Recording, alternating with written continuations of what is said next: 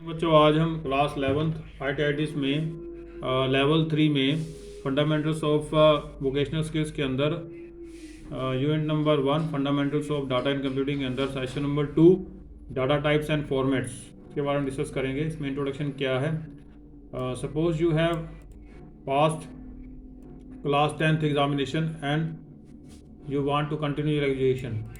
जैसे आपने 10वीं क्लास पास कर ली है और आगे और आप पढ़ना चाहते हो, व्हाट विल डू, तो आप क्या करोगे। Naturally you will approach to your nearby school. आपने जो सबसे घर के पास जो स्कूल होगा उसमें आप आगे की पढ़ाई के लिए एडमिशन लेना चाहोगे। To get admission you need to fill the form. Admission लेने के लिए आपको एक फॉर्म फिल करना होगा। In the school admission form you will writing your name. जो आपका एडमिशन फॉर्म होगा उसमें आप सबसे पहले अपना नाम लिखोगे, उसके बाद एड्रेस लिखोगे, फिर डेट ऑफ बर्थ लिखोगे, फ़ोटो चिपकाओगे, उस पर टेलीफोन नंबर लिखोगे, अपनी ईमेल आईडी मेंशन करोगे, लिखोगे। When you write such information then actually you are providing your personal data to the school. जब आप इस तरह की इन्फॉर्मेशन उसमें लिख रहे होते हो तो एक्चुअली आप अपना जो पर्सनल इन्फॉर्मेशन है, अपनी जो खुद की जानकारी है, वो उनको शेयर कर रहे होते हो, बता रहे होते हो। In this session we will understand the concept of data. अब इस सेशन में हम क्या सीखेंगे, डाटा के बारे में सीखेंगे, डाटा के कॉन्सेप्ट सीखेंगे। In real life data is used in several times. हमने जो आपकी आम जिंदगी है उसमें डाटा का काफ़ी बार प्रयोग किया जाता है।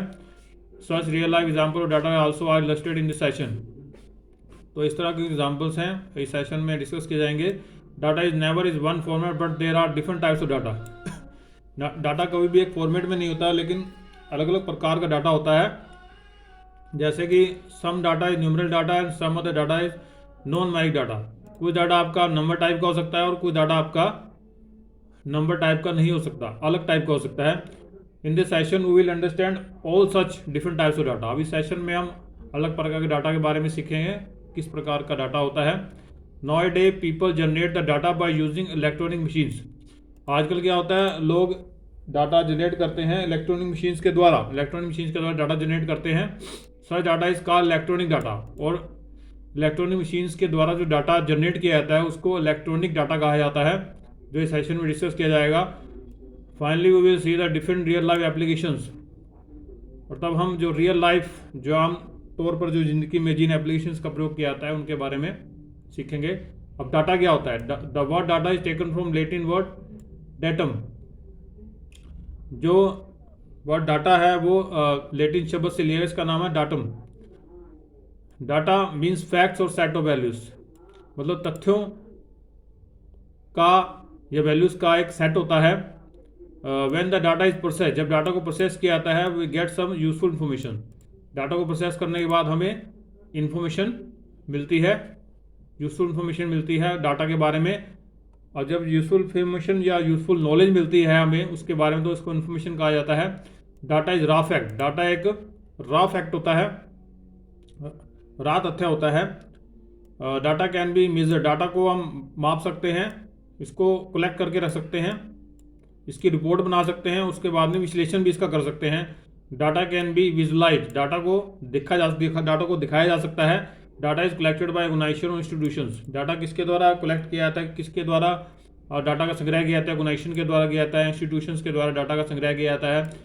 Data is collected by business और गवर्नमेंट और non government organisations.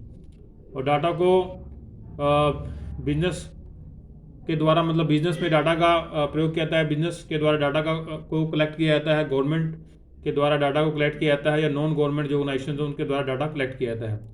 The term data is not a new term. जो डाटा टर्म है वह कोई नई टर्म नहीं है।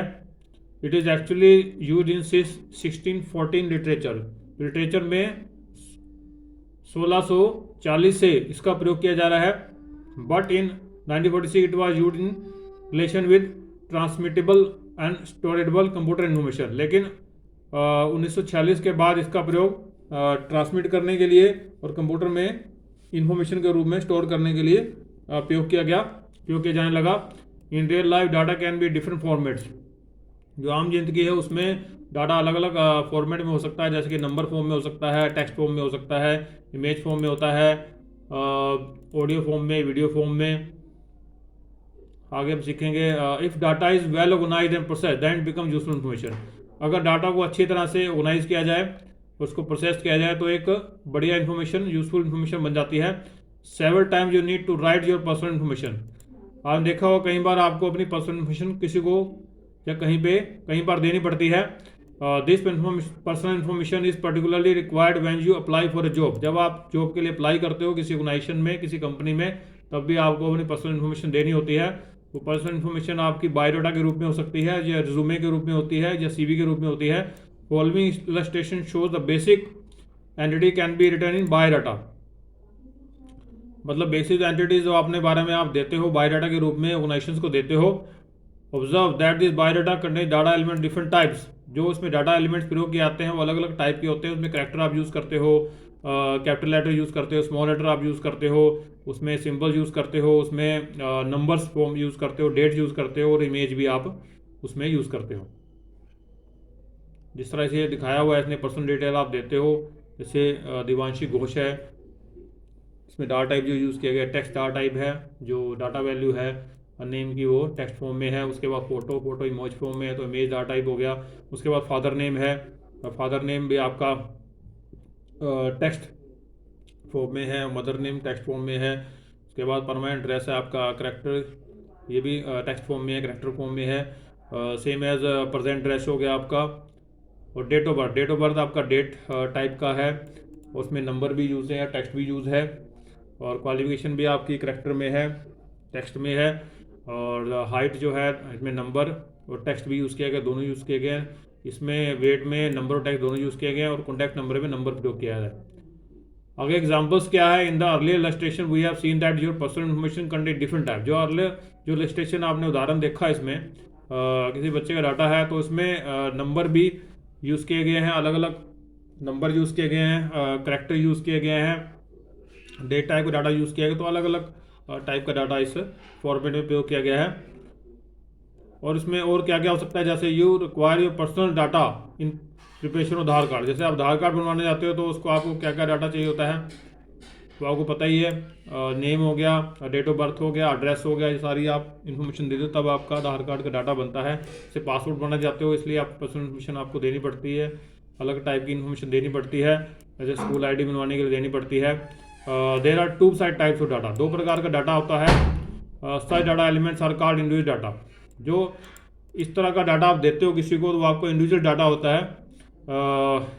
उदाहरण के लिए your personal data is individual data, जो पर्सनल डाटा आपका इंडिविजुअल डाटा है। नेक्स्ट है आपका डेमोग्राफिक डाटा। डेमोग्राफिक डाटा क्या होता है, the other type of data is demographic data. जो अलग प्रकार का डाटा होता है उसको डेमोग्राफिक डाटा होता है। तो demographic data represents a large population. जो डेमोग्राफिक डाटा होता है वो लार्ज पॉपुलेशन को रिप्रेजेंट करता है। There are many examples of demographic data such as energy survey data. जैसे एनर्जी सर्वे डाटा को हम डेमोग्राफिक डाटा कह सकते हैं। नेक्स्ट है आपका gross domestic product and stock marketing data. आपका ग्रोथ डोमेस्टिक प्रोडक्ट और स्टॉक मार्केटिंग डाटा हो सकता है। अलग प्रकार के आपके डाटा डेमोग्राफिक डाटा हो सकते हैं। जैसे कि आप ऑब्जर्व कर सकते हो data can be visualise in very formats.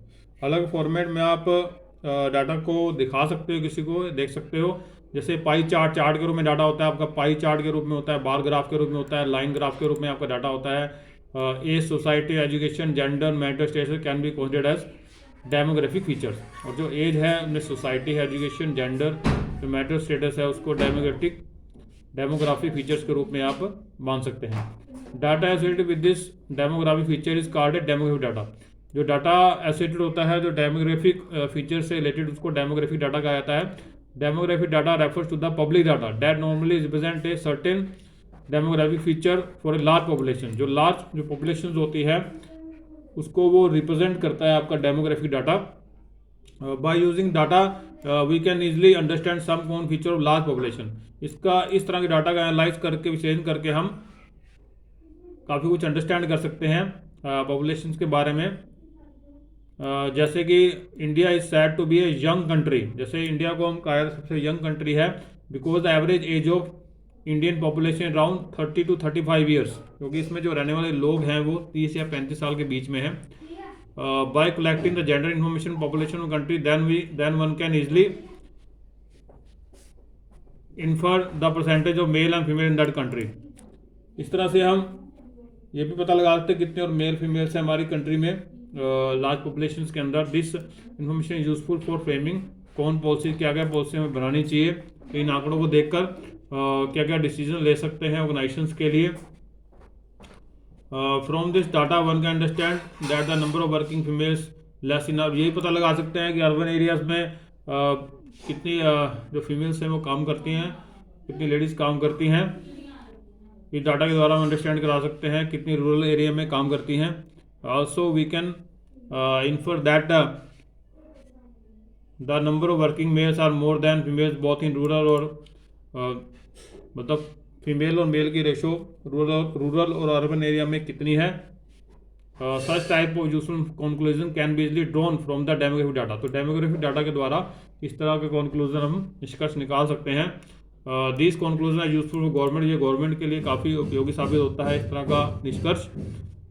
And any organisation to make the decision from there, और पॉलिसी बनाने के लिए और डिसीजन लेने के लिए इस तरह के कंक्लूजन का बहुत गवर्नमेंट को फ़ायदा रहता है और ऑर्गेनाइजेशन